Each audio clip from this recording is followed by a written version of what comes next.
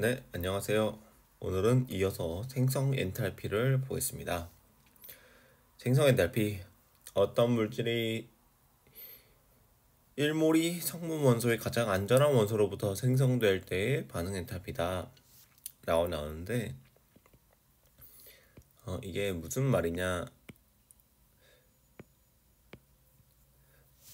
그냥 예시가 있으니까 예시에 있는 내용을 보고 설명을 드릴게요. 이렇게 일산화질소가 만들어지는, 기체 일산화질소가 1몰 만들어지는 이 만들어지려면 가장 안정한 원소, 가장 안정한 상태에 가지고 있는 거,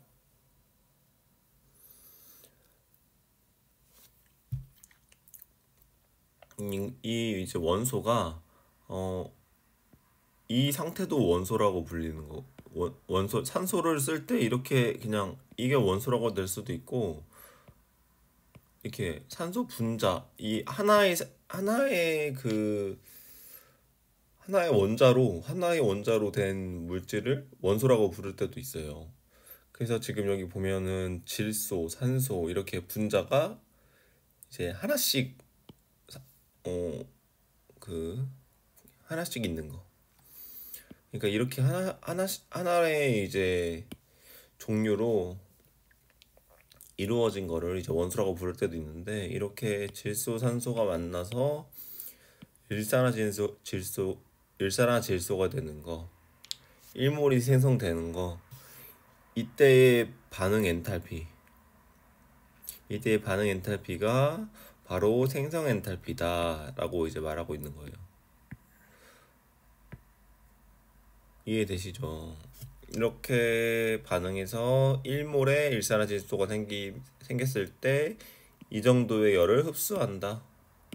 흡열 반응이죠. 양수니까 주위온도 낮아진다. 항상 뭐 그냥 기계적으로 하세요. 이렇게 흡열 반응이고 뭐 물어보지 않았는데도 저는 그냥 기계적으로 하잖아요. 기계적으로 해주면 좋다. 그래서 이걸 이제 어떻게 말하냐? 일산화질소 일산화질소의 표준 생성 엔탈피다.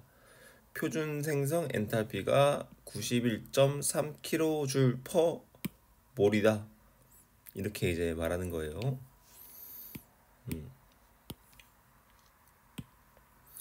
그래서 몇 가지의 표준 생성 엔탈피가 있고, 이 표준 생성 엔탈피는 이렇게 양수인 흡열 반응이 될 수도 있고 음수인 발열 반응이 될 수도 있습니다.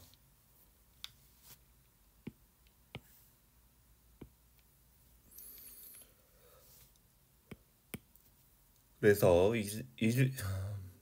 CO2 이산화탄소의 표준 생성 엔탈피는 발열 반응이고, 탄소와 산소의 가장 안전한 상태 원소는 흑연과 산소이므로 열압 방식을 나타내면 이렇게 나타날 수 있네요.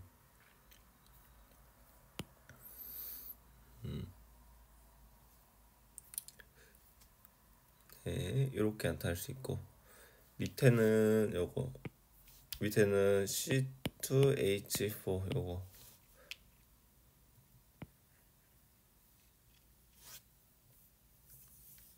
이 탄화수소는 표준 생성 엔탈피가 양수니까 흡열 반응, 그리고 52.5kJ이라고 하네요.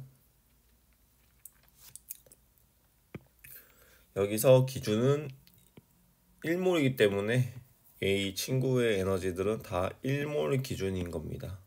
뭐 2몰이면 여기에 이제 2를 곱해서 각각 나타날 수 있겠죠.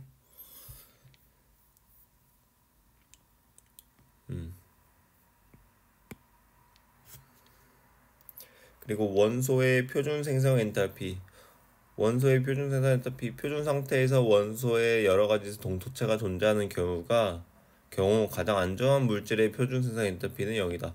아니 당연한 말인 게, 흑연 S에서 탄소 흑연 S에서 흑연으로 가는 거, 똑같은 똑같은 친구로 가는 거면 똑같은 거잖아요. 그러니까 뭐 열출입이 있겠어요? 똑같은 거에서 똑같은 데로 가는데 당연히 델타 H는 0이 되겠죠. 근데 이제 탄소는 흑연, 다이아몬드, 플러렌 등 동수체가 존재하며 이 중 가장 안전한 원소는 흑연이므로 흑연의 표준 생산 엔탈피는 0이다. 여기 탄소 나오고 지금 다이아몬드 나오죠. 다이아몬드는 지금 어때요? 다이아몬드가 되려면 흡열 반응이 필요한 거죠. 그러니까 탄소가 이렇게 있을 때 다이아몬드는 흡열 반응이기 때문에 좀 더 높은 위치에서 존재하겠다. 엔탈피가.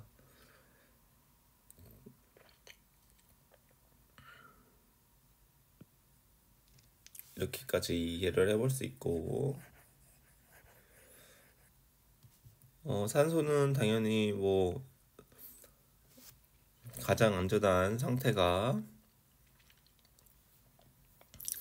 산소이기 때문에 산소에서 산소로 가는 건 0이다.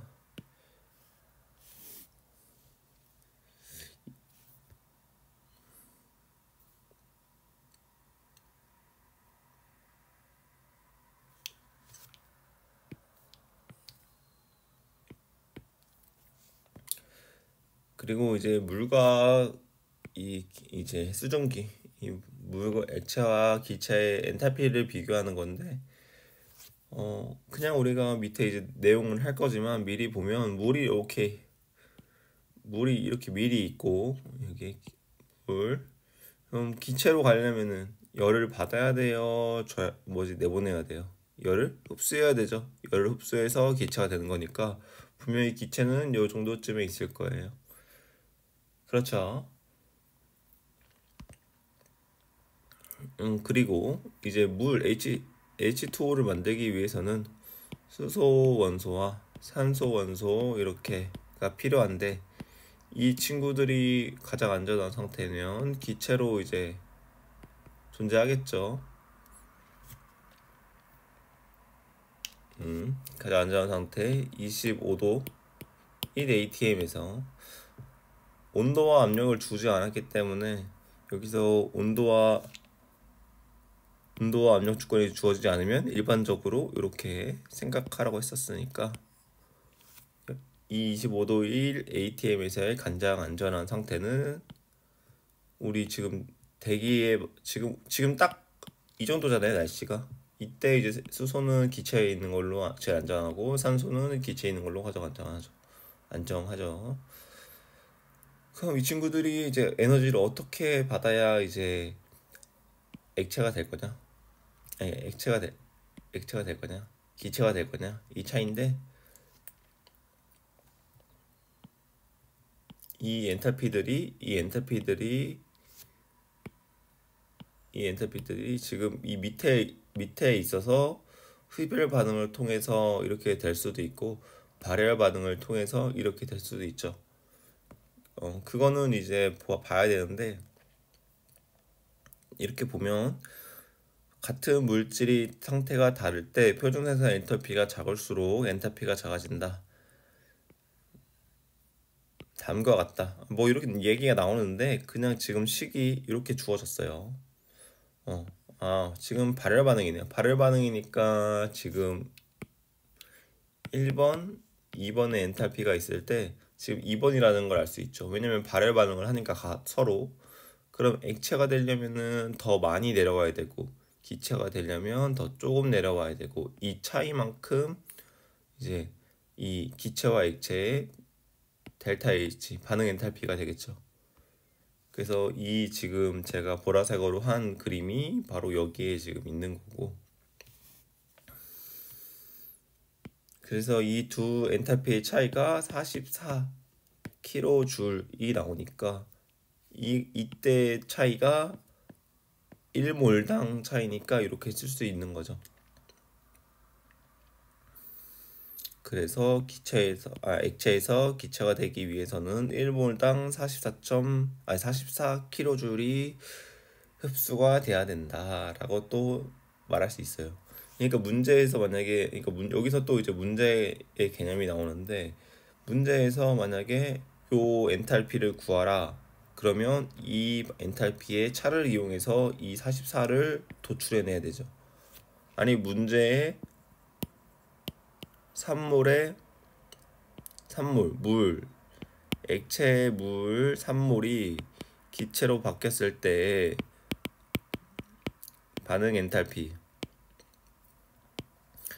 반응 엔탈피를 구하라.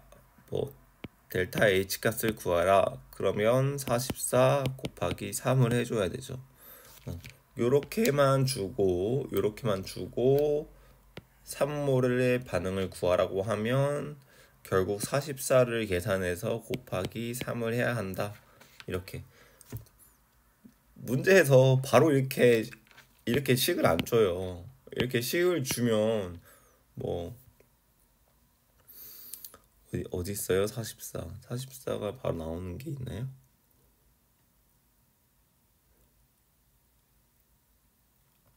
음,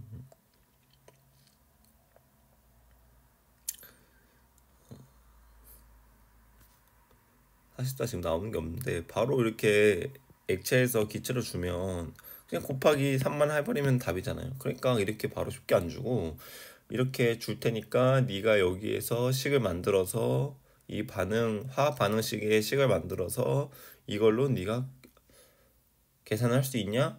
그러면은 이걸로 계산을 하면 답을 찾는 학생의 그러니까 이제 문제를 물어보는 사람 입장에서는 아, 너 이거 지금 화학 반응식을 조작할 수도 있구나.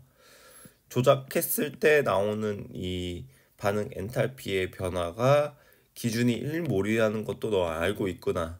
아, 1몰이라는 거 알고 있으니까 여기다 곱하기 3해서 너는 계산해서 문제를 풀었구나. 라는 거를 이제 다 물어볼 수 있기 때문에 그냥 이제 쉽게 그냥 이렇게 대놓고 주지 않는다고요. 대놓고 이렇게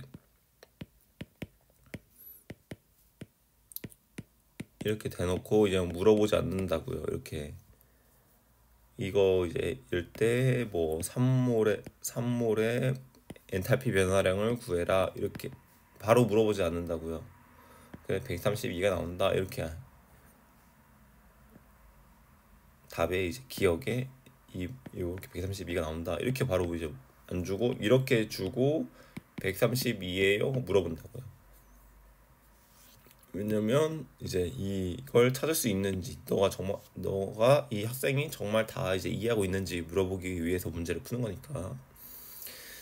그래서 이 이야기는 이제 뒤에 문제가 분명히 나올 거기 때문에 뒤 문제 나올 때 더 이야기를 하고 이제 뒤 페이지로 가볼게요. 이제 열량계를 이용한 반응열의 측정이 나오는데 결국에 이제 또 그 물음표가 뜨는 거죠. 물음표. 아니 도대체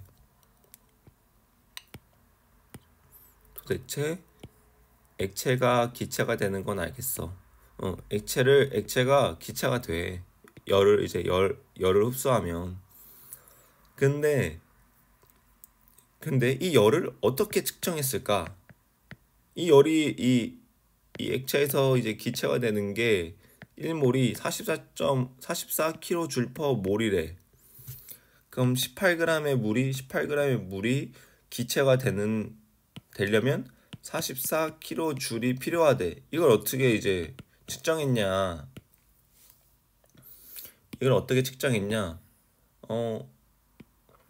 어떻게 측정해야 되냐?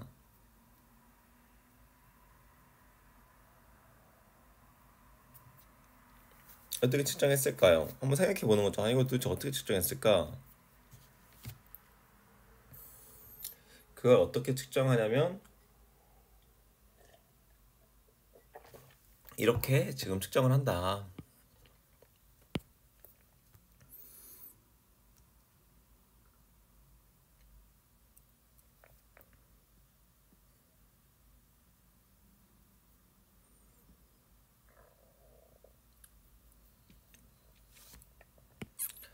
발생하거나 흡수한 에너지를 열량계 속에 수용이 모두 흡수하거나 방출한다고 가정을 하는 거예요.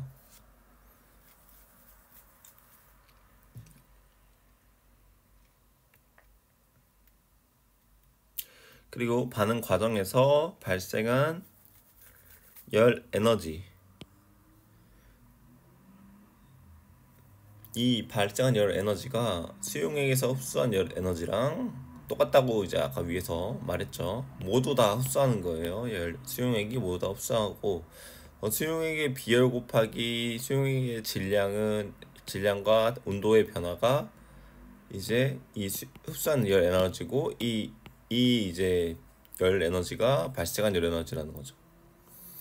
그래서 비열, 물질 1g을 온도 1도 올리는데 필요한 에너지 단위로 이렇게 쓰고, 1g을 1도 올리는데 필요한 에너지 줄 이렇게 쓰고, 여기 M, 수용의 질량과 온도 변화라고 쓰는 거죠. 반응열을 간단하게 측정할 수 있으나 반응열 일부가 열량계 등 실험 기구의 온도를 변화시키는 데 쓰이거나 열량계 바깥과 열교환이 일어나는 오차가 발생한다.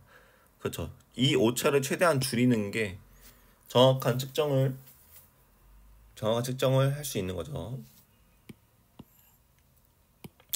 그래서 실제로는 이거 물리에서도 아마 이게 나올 텐데, 이게 물리에서도 아마 나오는 개념. 이건 물리에서 나오는 개념인데, 그러니까 이제 점점 이제 사실 생명과 화학과 물리와 이 지구과학이라는 이런 과학이 사실 서로 연결돼 있다고, 어느 부분에서는 이렇게 연결된 부분들이 있거든요. 그렇기 때문에 이제 우리 수능 체제도 이제 통합으로 이제 문제가 나온다고 하고, 2년 뒤, 제가 알기로는 2년 뒤인데, 그때부터 이제 통합으로 이런 장벽들이 점점 허물어지면서 생물에서 알던 개념을 화학에서도 알고, 화학에서 알던 개념을 물리에서도 알고, 물리에서 알던 개념을 이렇게 전반적인 전체적인 과학을 통해서 알아가는 거죠. 그래서 여기서는 지금 여기 이 반응에 대한 것들이 이제 물에 다 흡수된다는 가정을 하고 이제 들어갔는데, 사실 그러기가 쉽지 않기 때문에 여기에 담겨 있는 그릇, 이 그릇에 대한 이제 온도 변화량도 측정을 해가지고, 여기 CMT 있잖아요. CMT. 수용액이 아니라 이 그릇에 대한 비열 곱하기 이 그릇의 이제 질량 곱하기 델타 T 해가지고, 이 그릇에 대한 이 열 에너지의 변화와 이 수용액에 대한 열 에너지의 변화가 전체적인 총 에너지에 발생한 열 에너지다라고 해서 좀 더 정확하게 열을 측정하는 방법도 있습니다. 근데 지금 여기서는 이런 거 다 이제 가정으로 해서 이 바깥의 친구는 열 흡수 안 한다. 바깥의 친구는 열 흡수 안 한다. 이 물이 전부 다 흡수하는 거다 라고 가정을 했기 때문에, 여기 CMT가 수용액에 대해서 한정적으로 CMT를 썼고요. 그래서 오른쪽에 보면은 결국에는 흡수한 열과 발생한 열은 이 CMT 요거에 대해서만 한정적으로 설명을 하고 있다. 근데 좀 더 정확하게 측정하려면 여기 제가 방금 썼던 그릇의 이 외부 환경의 온도 변화량도 신경을 써줘야 한다.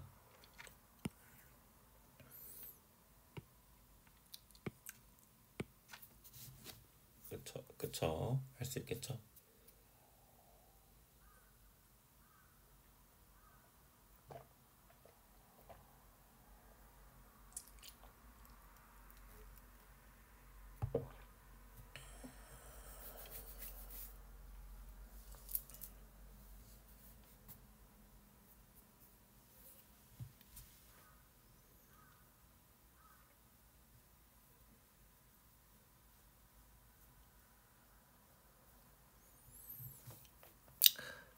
이게 뒤에 문제가 어떻게 나올지 모르겠지만, 여기 이제 열량계 이거를 좀 더 이해를 좀 더 쉽게 예시를 들면서 제가 설명을 한다면, 뭐 그릇이 이렇게 있다고 칠게요. 그릇이 있고 물이 여기 담겨 있어요.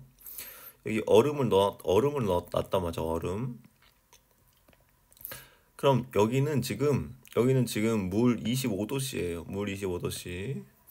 여기는 얼음이니까 몇 도씨라고 가정하는 게 좋을까요? 얼음이니까 지금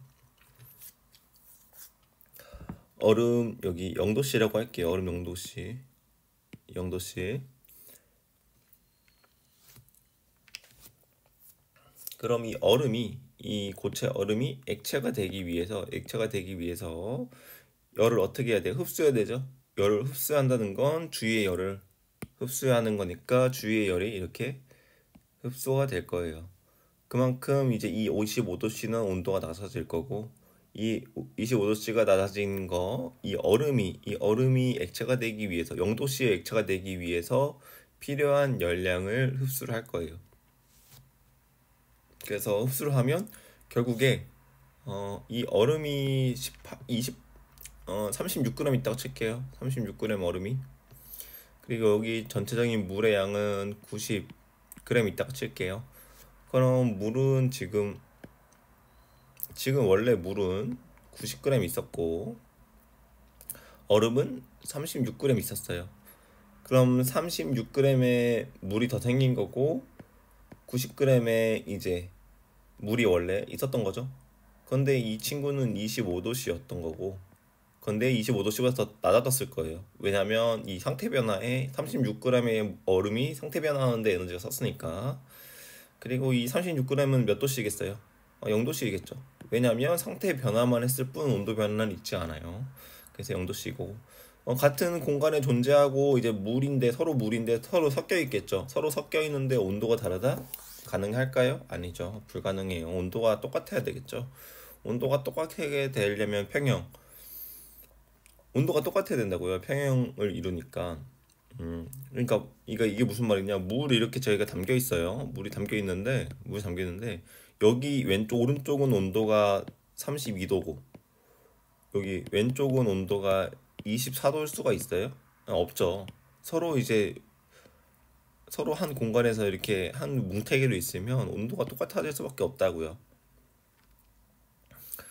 뭐 순간적으로는 그럴 수 있겠죠. 왜냐면 얼음이 있는 부분에 순간적으로 여기만 온도가 낮아질 수 있겠죠. 그런데 결과적으로 전체적으로 시간이 엄청 흐르면 결국 온도는 서로 이제 다 똑같아질 거란 말이에요.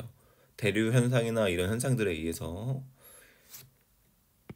그러면 이제 온도가 결국 0도랑 25도 그 사이 어느 지점에서 맞춰지면서 에너지를 주고받으면서 36g과 90g이 126g이 물이 전체적으로 되면서 온도가 0도와 25도 사이에서 균형을 이루겠죠. 네. 그렇게 돼서 이제 이 얼음을 넣으면 결국 이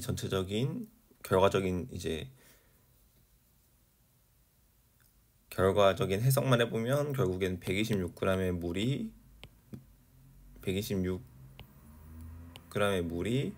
네 0도와 25도 사이 어느 지점에 존재할 거다. 이렇게 이제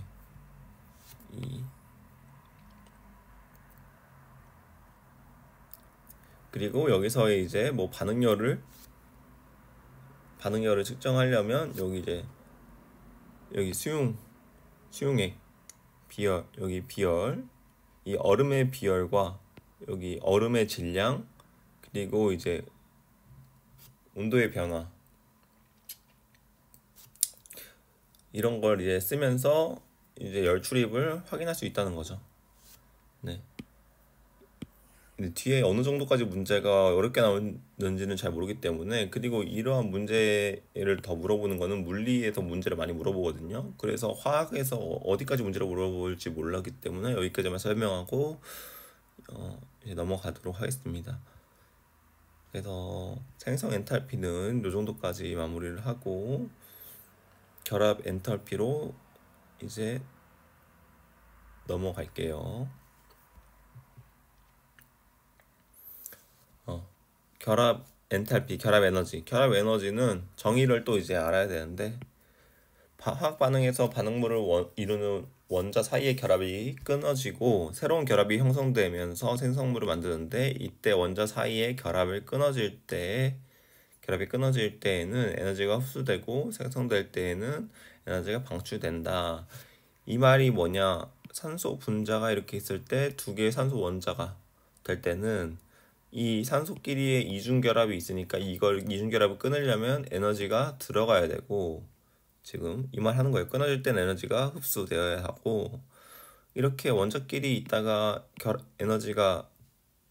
원자끼리 있다가 이렇게 결합을 할 때에는 에너지가 방출되어야 된다라는 얘기를 하고 있는 거예요. 그러니까 상식적으로 결합을 끊어야 돼요. 결합을 끊으려면 에너지가 들어가야 되고, 그럼 이렇게 상태에서는 에너지 들어가는 거고, 반대로 당연히 이 역반응 결합이 생성되는 거는 에너지가 나와야 된다는 거겠죠. 그렇죠. 에너지가 들어가는 거니까 델타 H는 흡열 반응, 흡열이겠죠. 에너지가 올라가니까 흡열 반응이 되는 거고 이제 결합이 생성되는 반응에서는 델타 H가 마이너스인 발열 반응이 된다. 그래서 지금 이 이야기를 하고 있는 거다 여기서. 그래서 결합 에너지 또 여기서 결합 에너지의 정의가 중요한데요. 아까 생성 엔탈피는 어떤 물질 1몰이 성분 원소의 가장 안정한 원소로부터예요. 생성되는 1몰이 가장 안정한 원소로부터 생성되는 반응의 엔탈피 변화고, 결합 에너지는 기체 상태의 물질을 구성하는 기체예요. 기체. 고체 아니고 액체 아니고 기체. 물질을 구성하는 두 원자 사이의 공유 결합 1몰을 끊어 기체 상태의 원자로 만드는 데 필요한 에너지예요. 기체가 있는데 결합을 끊었는데 기체. 그러니까 결합 에너지는 결국에는 양수일까요, 음수일까요? 결합 에너지는 결국에는 필요한 에너지이기 때문에 양수인 거죠.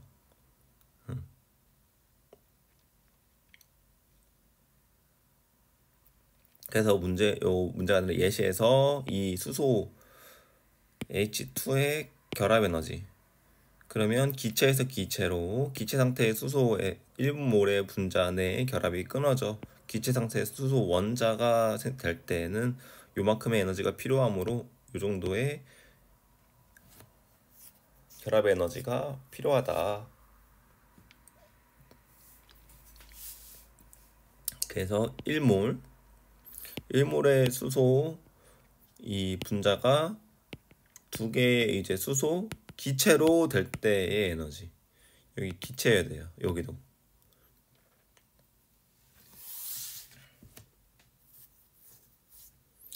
그래서 정의를 잘 알고 가자. 결합 에너지는 항상 기체에서 기체, 생성 엔탈피는 가장 안전한 거 1몰에서 이제 만들어지는 거, 이렇게 이제 잊지 않고 결합 에너지와 결합의 세기, 그냥 생각을 해보죠. 결합의 세기가 셀수록 결합 에너지는 끊기 더 어려우니까 에너지를 더 많이 필요로 할 거예요. 얘기하고 있죠. 큰 결합이 셀수록 결합 에너지는 더 커질 것이다.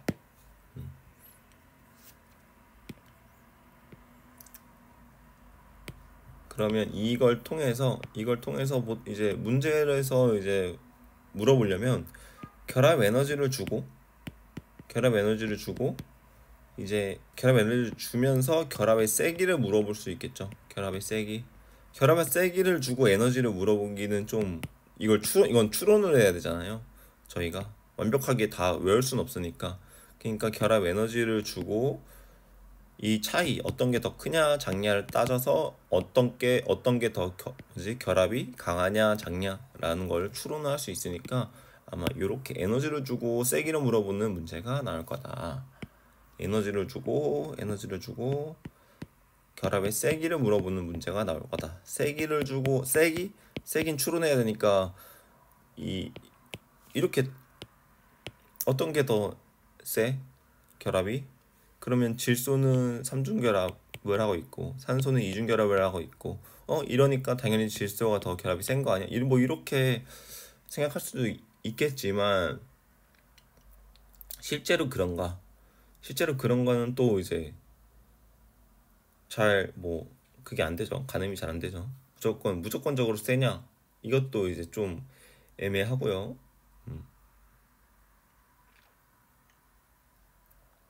그렇기 때문에 왜 애매했냐고 했냐면 여기 지금 표가 다 보이네요. 표가 보이면 여기 지금 질소는 여기 240, 탄소는 350. 어떤 반례를 좀 들고 싶으니까 뭐 여긴 지금 단위 결합, HF는 지금 단위 결합을 하고 있는데 질소의 이중 결합보다 또 그리고 산소의 이중 결합보다도 결합 에너지가 세죠.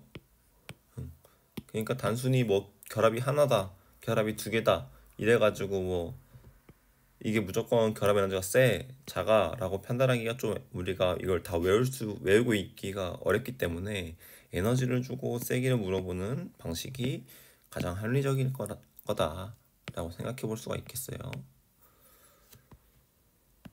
그래서 지금 결합 에너지까지는 저희가 얘기를 했고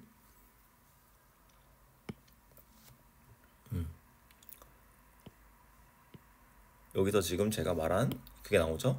결합 에너지가 지금 HH 단일 결합 이렇게 있고 CL 이렇게 단일 결합이 있을 때 서로의 단일 결합 에너지가 이렇게 돼요. 그럼 어떤 게 더 결합이 강해?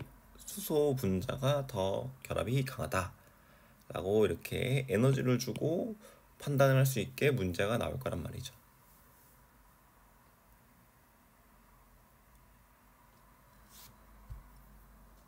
그리고 여기서 조건을 줬는데 같은 원자 사이의 결합이면 같은 원자 사이의 결합이면 그게 다리가 많아질수록 에너지가 세진다.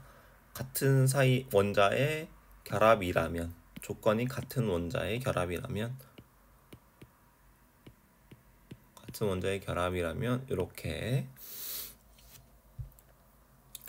많을수록 세진다. 이 CH 결합 에너지는 메테인과 에테인에서 다르다. 이와 같이 다분자에서 같은 원자 결합이라도 조건에 따라 결합 에너지가 다르게 나타나므로 이때 결합 에너지는 평균값으로 나타낸다. 결국에 지금 이 결합이 둘 다 있어요. 메테인에도 있고 에테인에도 있죠. 근데 이제 이 결합 에너지가 뭐 달라지는 이유는 이 지금 주변에 붙어 있는 이제 이 원소의 그 원소도 달라지죠. 에테인은 이렇게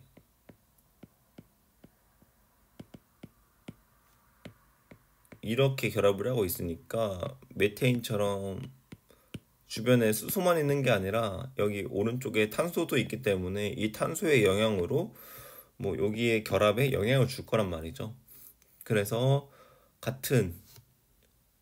이렇게 CH 같은 결합일지라도 주변에 수소가 있느냐, 주변에 탄소가 있느냐의 차이에 의해서 이 결합의 에너지의 차이가 있을 수 있겠다. 지금 잘 이해하고 있는 거죠. 같은 결합이라고 해도 에너지가 결합에 차이가 있을 수 있기 때문에 그 값은 평균으로 나타낸다.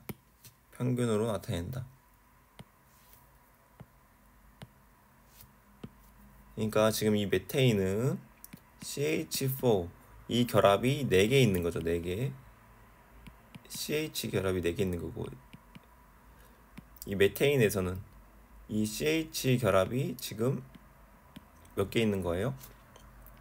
6개가 있는 거죠. 6개가 있기 때문에 이 6개의 평균값, 이 4개의 평균값, 이 4개는 평균할 필요가 없죠. 어차피 다 똑같으니까. 그래서 이 하나의 값이 나오는 거고 이 C2H6 여기서는 이 결합 에너지를 구해서 그거의 이제 평균값으로 나타내어진다고 이 책에서 설명을 하고 있습니다.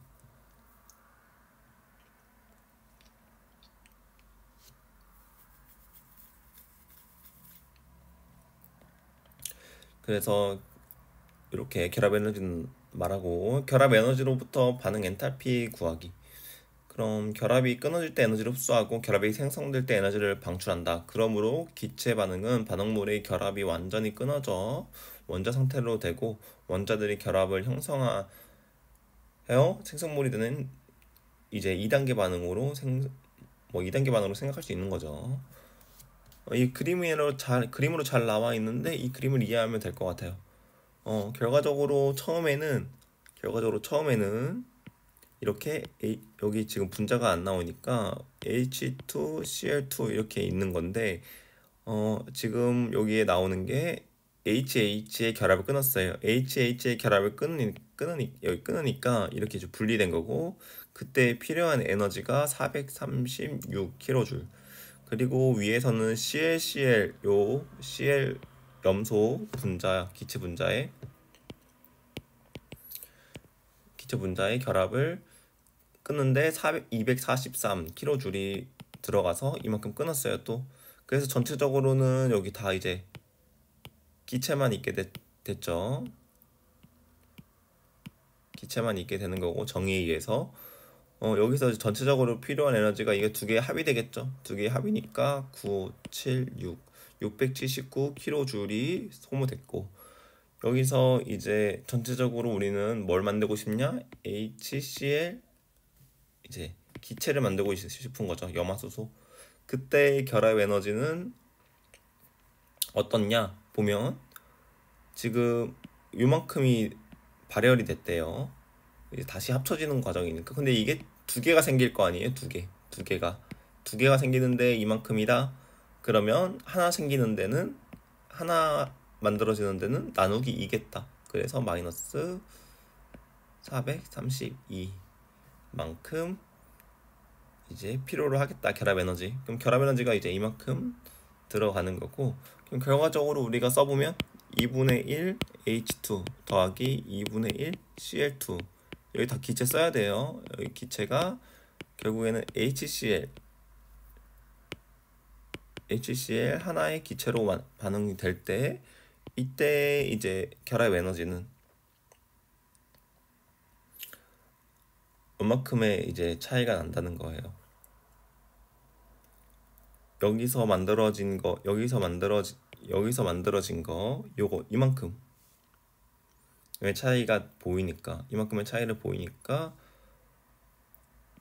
여기서 여기를 더하고 마이너스 864에서 679를 더 이제 빼주면 7, 1, 9, 10대서 5, 9, 9, 7, 2, 8 요만큼 차이가 있는 거죠. 마이너스.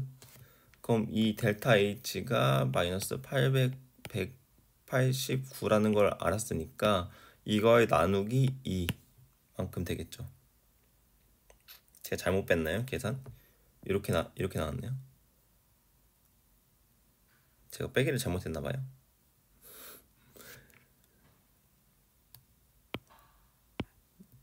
여기서 이렇게 해서 부호만 바꿔주면 되니까 이렇게 해서 빼면 7, 100, 9, 10, 11, 5, 5네요. 5고 이렇게 나오죠. 그럼 제가 빼기 실수를 했네요. 10에서 9를 하면 1 남고 여기 더하면 5가 나와야 되는데 왜 그렇게 했는지 모르겠지만 이렇게 나오면 요거의 절반이 요거 1몰 만들어지는 거겠다. 이렇게 해서 결국 에너지를 조작하는 이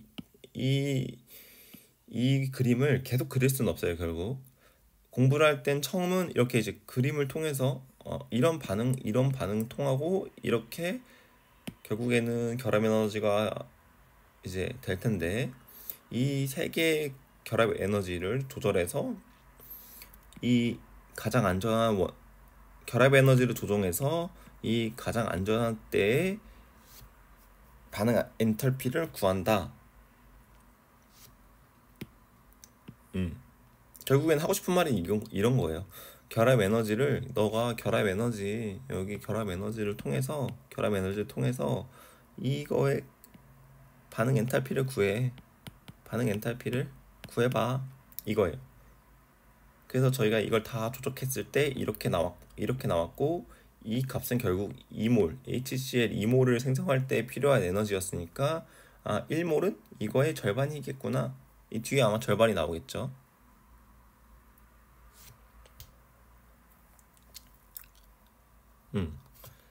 근데 여기서 생성 반응 이렇게 됐는데 이제 2몰이니까 결국에 여기에 절반을 해줘야 우리가 필요한 HCl 1몰의 생성 엔탈피 값을 구할 수 있을 거라고요.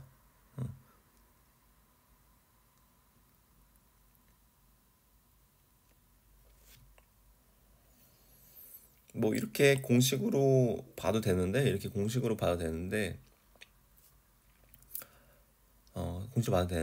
그냥 공식으로 보지 말고 앞에서 이 그림으로 한번 계속 생각해 봐라. 결국에는 이제 반응 엔탈피 구할 때 결국엔 나중에는 뭐 어떻게 하라고 하냐면 이 생성 엔탈피를 구할 때 이제 생성 엔탈피로 이제 반응 엔탈피를 구할 때는 생성물의 엔탈피에서 반응물의 엔탈피를 빼라고 해요. 그냥 빼라고. 네. 생성물에서 반응물의 엔탈피를 빼라고. 그럼 생성물에서 반응물의 엔탈피를 빼주면 여기서는 지금 흡열 반응이니까 양수가 나오겠죠. 여기가 생성물이라고 쳤을 때 반응물이라고 쳤을 때 생성물이 크고 반응물이 작으니까 빼주면 양수. 그냥 뺀다. 이 반응 엔탈피에서는. 근데 결합 에너지에서는 어떻게 반응 엔탈피를 구하냐? 반응물에서 생성물을 빼요. 반응물의 결합 에너지에서 생성물의 에너지 결합을 빼요. 반대예요.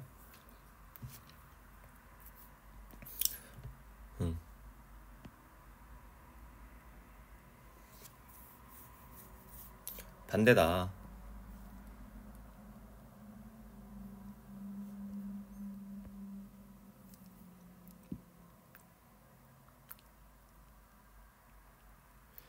그래서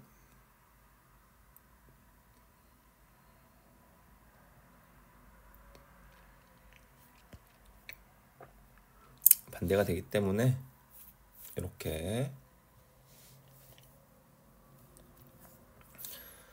반대로 외워도 되고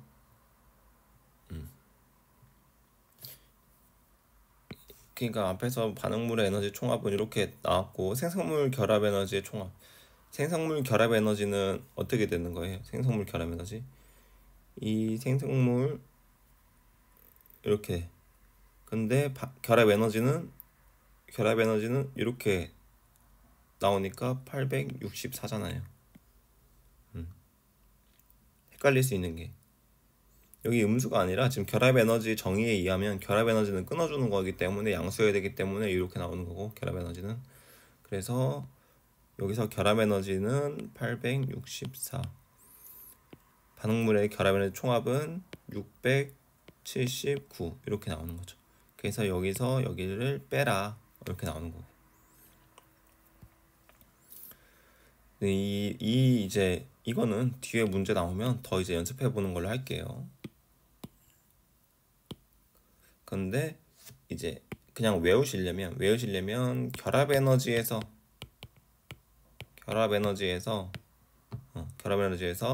델타 H 이제 반응 엔탈피 구하려면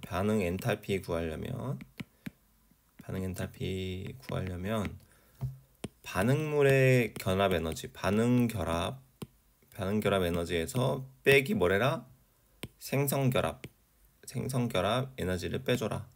결합 에너지만 반응에서 생성을 빼는 거고 나머지는 생성물에서 반응물을 빼는 거다. 그냥 이렇게 이제 어쩔 수 없이 뭐 이해가 안 되면 그냥 외워야 되는데 이것도 그냥 외우지 마세요. 이렇게 이제 문제 안 나올 거예요. 문제 안 나오고 그냥 이렇게 이제 이런 그림을 머리에 떠올리는 게 가장 좋은 방법이라고 생각을 해요. 저도 옛날에 공부할 때는 그냥 다 외웠거든요. 결합에너지만 이상하게 반응해서 생성을 뺀다. 이렇게 외웠어요. 결합에너지만 이상하게 반응해서 생성을 뺀다. 이렇게 외웠는데 특수하게 반응해서 생성을 빼니까 특수하게 이렇게 외웠는데 그렇게 하지 마시라. 그냥 이 그림으로 이해를 하자라고 생각을 했습니다. 그래서 여기까지 지금 결합 에너지, 생성 엔탈피 이렇게 해봤고요.